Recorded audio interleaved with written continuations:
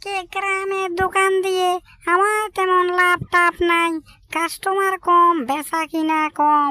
এদিকে তো লোন অনেকগুলি নিয়েছি, লোন নিয়ে দোকান দিয়েছি। এদিকে যদি আমার দোকান না চলে তাহলে আমি লোনগুলো আমি কি দিয়ে শুকাবো?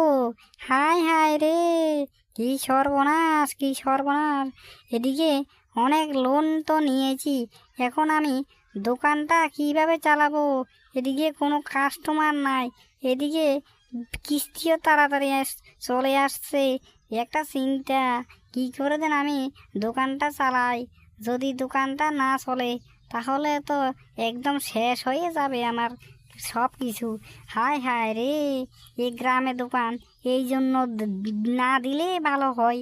এই গ্রামে কাস্টমারে নাই শালার, কাস্টমার যদি থাকতো তাহলে এই এরকম তো হতো না।